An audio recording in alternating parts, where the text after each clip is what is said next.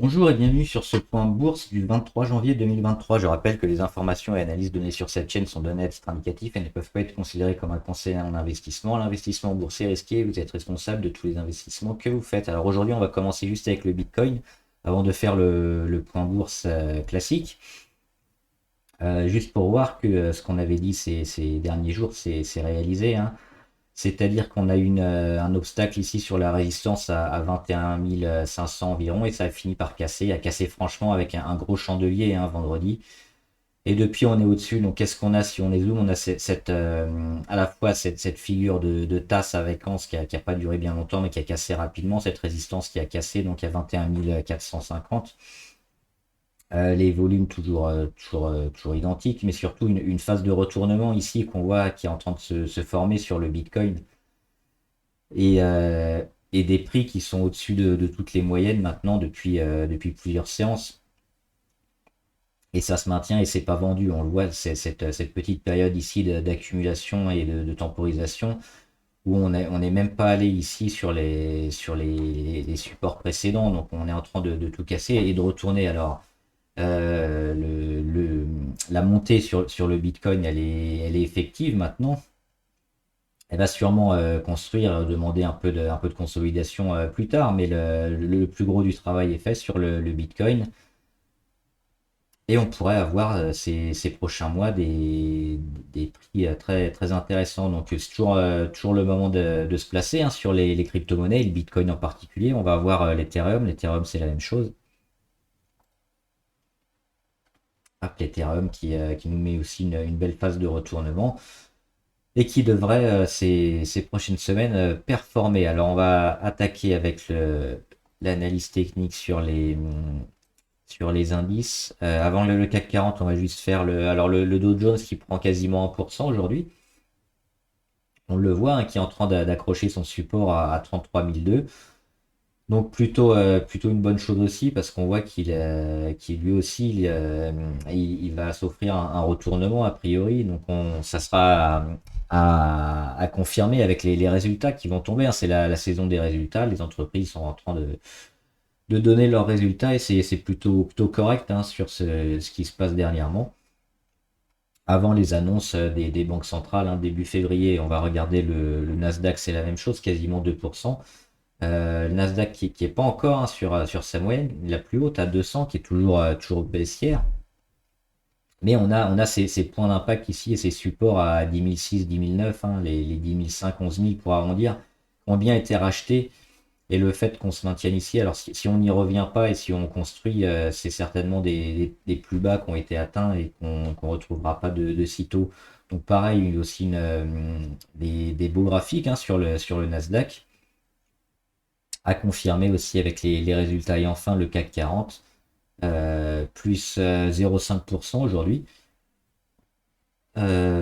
Toujours bien au-dessus de son support ici, qu'on va peut-être retrouver à court terme, les 6 826, mais toujours dans une belle dynamique, au-dessus de toutes ces moyennes. Donc techniquement, c'est toujours très propre, il y a rien à dire. On va regarder les actions, et notamment les actions du portefeuille qu'on suit, qui ont plutôt bien performé ces derniers jours. Alors on commence par Abionyx.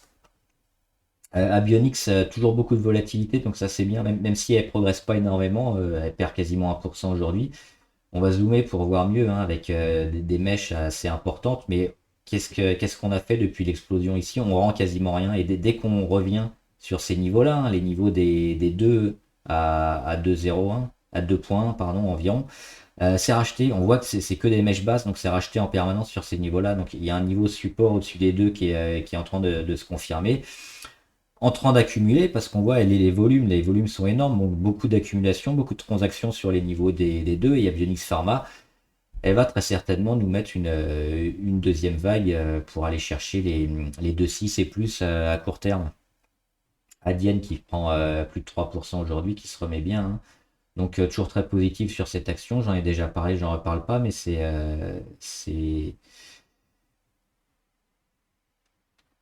uniquement pour voir la confirmation de ce qu'on disait, c'est-à-dire le retour au-dessus de cette oblique rouge ici, et puis les zones qui sont constamment rachetées sur les 1,3, on n'y est pas resté longtemps, on a déjà réagi.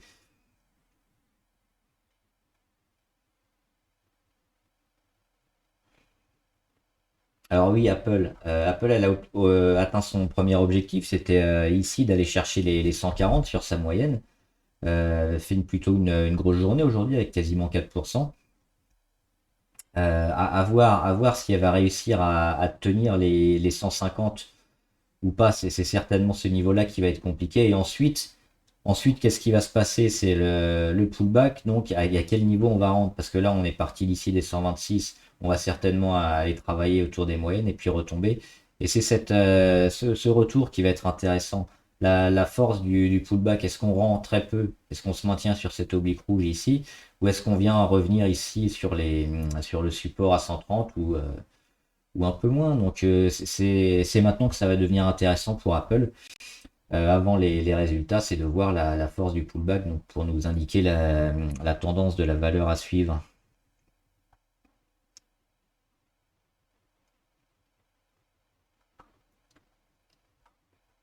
Edenred toujours dans cette petite phase de congestion ici entre les 50 et les 48,7.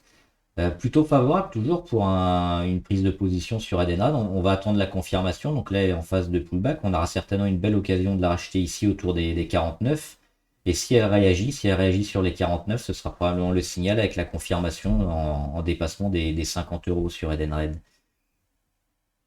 Ferrari qui continue de bien monter hein, depuis le signal d'achat, même si on était un peu en négatif quelques semaines après. C'est très propre, il n'y a rien à faire pour le moment. HubSpot, pareil, elle est en train de partir. On le voit ici après avoir testé une première fois sa moyenne à 200. Et peut-être aussi de s'offrir un retournement. Alors le retournement, il va certainement demander un peu de temps sur HubSpot. Mais on l'a vu ici avec ces nombreux. Alors on avait fait quelques allers-retours et puis juste à un moment où on s'était dit que les allers-retours ça allait assez durer et qu'on allait certainement partir. Bah, c'est ce qui s'est passé. Hein. Donc les achats qui sont faits, les mèches basses et les supports de plus en plus haut. On le voit ici sur les 257, sur les 260, 270, 275 et ça commençait à aller chercher vraiment beaucoup plus haut. On n'a pas le gros pic de volume intéressant, mais au niveau des prix, c'est graphiquement très, très bon, donc il n'y a rien à faire. On va certainement aller encore chercher plus haut, consolider et aller chercher les 400 à court ou moyen terme. Donc sur HubSpot, niveau fondamental aussi, les chiffres sont intéressants. Hein. Elle a tout pour repartir. C'est une société donc, qui propose des solutions logicielles pour les entreprises. Et la décote qu'elle a eue passant de quasiment 900 à 280, c'était complètement exagéré hein, au vu des chiffres. Donc le support ici s'achète et s'achète même maintenant hein, sur les 339. Alors ce sera peut-être pas le point d'entrée idéal. On aura du zigzag, mais à moyen terme, HubSpot elle va certainement performer. Hydrogen Refueling, grosse journée aussi, plus 5%, 5,5%. Qu'est-ce qu'on peut faire sur hydrogène? Peut-être commencer à monter les stops. Pourquoi? Alors les volumes sont intéressants. On voit aujourd'hui plus de 20 000.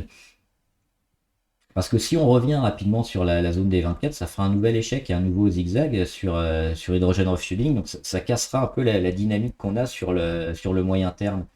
Donc voilà, ce sera intéressant d'acter les plus-values. À court terme, c'est pareil, ça actera les plus-values. Et pourquoi on ne vend pas maintenant? Parce que si on a fait une belle journée comme aujourd'hui, avec plus de 5%, avec des volumes, et qu'on est également hors Bollinger, on voit, on étire tout, il y a des chances qu'on confirme les jours suivants à continuer la progression. Donc je pense que on va certainement faire du trend following maintenant sur Hydrogen Refueling, c'est-à-dire suivre la valeur, monter les stops pour du suivi de tendance en court terme et acter les plus-values. Si elle revient rapidement, elle va certainement encore zigzaguer, ce sera décevant et ça va mettre beaucoup plus de temps que prévu. Donc ce sera la stratégie moi que je vais mettre en place sur Hydrogène. InPost, il n'y a rien à faire, ça continue de monter gentiment en escalier. On monte les stops, on suit surtout la moyenne à 20 jours pour nous donner une alerte. Moderna, si vous n'y êtes pas, c'est peut-être un des derniers moments pour rentrer parce qu'elle donne des signes intéressants, Moderna, en vue d'une possible explosion assez rapidement. On le voit en embuscade ici, en congestion sous cette oblique. C'est plutôt intéressant. Elle a déjà fait un premier pic de volume, un deuxième il y a quelques jours. Moderna très intéressante à avoir également, et les 188 qui sont tenus. Netflix, on en parlait, hein, les résultats ont été achetés. Les résultats, c'était jeudi après bourse, donc jeudi est ici. Ça a été acheté dans la nuit et puis ça continue d'exploser. On est à plus 4%, donc le signal d'achat est confirmé, hein. On se maintient au-dessus, hop, des 333. Donc le premier signal d'achat qu'on avait donné ici, hein, sur les 260, et le deuxième maintenant, hein, une occasion soit de recharger, soit de rentrer sur la valeur si vous n'y êtes pas, parce qu'elle a des chances aussi de performer assez grandement ces prochaines semaines. Netflix, hein, on en parle souvent, très intéressante. Novacite, dernière chance pour Novacite, et réagit aujourd'hui, elle fait plus de 20%. On commence à voir aussi pas loin d'une inversion de tendance niveau MACD. Donc ce qu'on va voir sur Novacite, c'est un peu comme sur Hydrogen Refueling, on va faire du suivi de tendance, pardon, et commencer à monter un peu les stops pour, alors pas pour assurer une plus-value parce qu'on l'a pris un peu haut, euh, Novacite, mais pour soit sortir avec le moins de pertes possible, ou alors espérer des plus-values, mais dans quelques jours, parce que c'est pas impossible. On a un nouveau pic de volume intéressant. On a une réaction qui s'est fait ici. On l'attendait un peu plus haut, la réaction. On l'attendait sur les 0,95. Elle a eu lieu sur les 0,83. Mais on a une réaction quand même. Et puis on peut espérer peut-être d'aller rechercher à minima les 1,24 et peut-être les deux. Donc on va suivre. Mais si on revient une nouvelle fois sur les 0,8, ce sera mort pour Novacite. Nvidia, ça vaut peut-être le coup de se mettre dessus. J'en parlais en commentaire, hein, très, très intéressante Nvidia comme société. Elle a aussi sa série RTX 4000, hein, de cartes graphiques qui fait un carton. Donc voilà, on a eu déjà ici une première sortie d'oblique. On le voit au mois de décembre. Premier échec, une deuxième sortie, on revient tester les plus hauts. Ça va certainement zigzaguer ou pas. Donc ici, on va avoir deux scénarios, hein. Le premier, c'est un retour ici sur les 160, 150 et un départ. Ou alors le deuxième scénario, le plus favorable, c'est qu'on commence à monter en escalier gentiment, et on ne s'arrête pas. Donc on a deux points d'entrée. C'est le premier aujourd'hui sur les 188 et demain si on continue de monter. Sinon, un retour, un pullback ici autour des 150, 160, ce sera probablement acheté, et ça va lancer Nvidia. Donc Nvidia maintenant elle va être dans le vert, hein, très certainement pour ces prochaines semaines. Pierre et Vacances, le gros carton encore, hein, plus 4%. On en parle quasiment tous les jours, hein, de Pierre et Vacances. On en est déjà à plus de 50% de plus-value, hein. On l'avait pris ici autour des 1. Et l'objectif, il se rapproche, hein, l'objectif des deux, un peu moins, 97. Les volumes encore, des volumes énormes aujourd'hui, quasiment autant que vendredi 13. Et ça ne vend pas, personne ne vend sur Pierre et Vacances parce qu'il n'y a aucune raison de vendre, hein. On est encore hors Bollinger, donc on ne vendra très certainement pas tant qu'on n'aura pas atteint les 1,97 dans ces eaux-là. Donc Pierre et Vacances, c'est toujours le moment de se placer, c'est toujours le moment d'acheter. Voilà.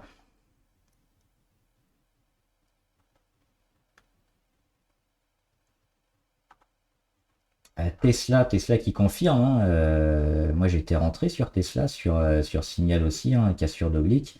Aujourd'hui on fait une belle journée avec plus 6%.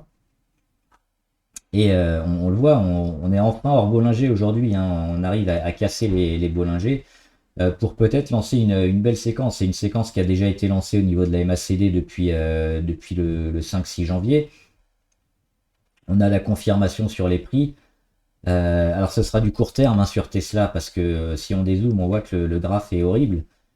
Mais on aura certainement un rebond assez juteux à aller chercher. Et puis après, peut-être avec les résultats, un rebond qui durera un peu plus longtemps que prévu. Mais c'est les volumes, hein, qui nous font dire que c'est très positif sur Tesla, que c'est massivement acheté.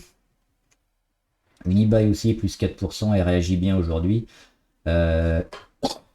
Toujours en embuscade sous les 70 niveau RSI, on va peut-être y aller demain, hein. C'est une belle réaction qu'elle a eu aujourd'hui. Et puis c'est cette phase ici où on voit qu'on casse l'oblique, qu'on revient tester l'oblique et on va même pas la toucher. On réagit assez fortement aujourd'hui. On l'avait dit, Unibail, hein, c'est une des actions les plus intéressantes à avoir en ce début janvier. On aura peut-être la confirmation cette semaine. Virgin Galactic aussi, toujours très bien, plus 3%. On commence à. Les volumes baissent un petit peu, mais le prix est en train de se stabiliser. On attend peut-être d'autres nouvelles hein, sur la société de Branson, mais on est toujours plutôt très positif. Hein. Ce qu'on va regarder maintenant surtout, c'est les plus bas, hein, si on va combler le gap ou pas. Il y a un très léger gap qui a été fait, qui a quasiment été comblé le 19. Mais on est en train de se maintenir au-dessus suite à l'explosion et l'annonce de Virgin Galactic pour la réouverture des vols. Donc ça va certainement aussi performer ces prochaines semaines et des niveaux qu'on risque pas de retrouver a priori. Volkswagen qui a cassé son oblique très court terme ici de correction et qui rebondit sur sa moyenne à 20, donc très intéressant. Alors c'est peut-être pas le signal ultime hein, sur Volkswagen, mais le fait qu'on réagit et qu'on n'aille même pas chercher la moyenne à 200, c'est quand même un signal de force assez intéressant. Ce qu'on espère maintenant sur Volkswagen, c'est d'aller retaper un peu ce carré bleu et cette fois le dépasser. Cette fois, on a toutes les billes pour le dépasser. Pourquoi? Parce que ce qui avait été fait précédemment, on le voit, on avait une grosse pression baissière sur le titre et maintenant on n'a plus du tout de pression baissière. On a un retournement de toutes les moyennes. Les moyennes les plus longues sont plates, les moyennes les plus courtes sont ascendantes. Donc on est plutôt dans une tendance de retournement, d'inversion de tendance sur Volkswagen pour aller chercher, on le voit, les 140 et plus. On va faire rapidement quelques actions abonnées. Bio UV Group. C'est compliqué, hein, BioIV Group, on le voit ici sous sa moyenne à 200. Hop, il y a un premier échec ici, et puis donc sous les 4,9, 4,8, BioIV Group, moi j'irai pas, il y a un petit canal baissier aussi qui est en train de se créer. C'est compliqué d'y aller pour l'instant. Boiron qui continue sa chute. Un peu excessif, mais gros chandelier, hein, plus 4 aujourd'hui, elle a fait plus 6 je crois hier, moins 8 pardon, moins 8 hier. Donc on va attendre la fin de la chute, mais il y aura peut-être un rebond intéressant sur Boiron, peut-être ici sur les 41,5. Donc demain, un petit chandelier, un très petit chandelier par rapport au gros, et puis hein, une stabilisation du prix ici sur les 42, ça pourrait valoir le coup de rentrer sur Boiron pour du court terme et du rebond technique. Forestia, ça demande encore pas mal de construction. Fnac Darty aussi. Calray, on est toujours en embuscade. C'est intéressant Calray, mais il faut véritablement casser et avoir des volumes continus hein, sur le titre. Pour l'instant, c'est pas le cas, mais ça se suit. Roivon Science, c'est cette zone-là, hein, la zone des 9-10 qu'il faudra casser. C'est une valeur assez jeune. Pour l'instant, il n'y a pas grand-chose à dire. Elle confirme bien sur ces niveaux-là. Pour rentrer, c'est compliqué par contre. On attendra plutôt un retour entre les 6,50 et les 8,20 à voir. Là, on est un peu haut, hein, niveau MACD, niveau RSI aussi. Donc, le point d'entrée court terme est pas bon. Donc, on attendra plutôt de retrouver des niveaux un peu plus bas, niveau indicateur, pour se placer sur la valeur, parce qu'on va certainement corriger à court terme. Voilà, j'espère que la vidéo vous a aidé. N'hésitez pas à vous abonner à la chaîne hein, pour être au courant à chaque fois que je sors une nouvelle vidéo. Mettre en commentaire les valeurs que vous suivez, les pépites que vous dénichez, les analyses que vous souhaitez sur les valeurs. Et voilà, bon trade, à plus.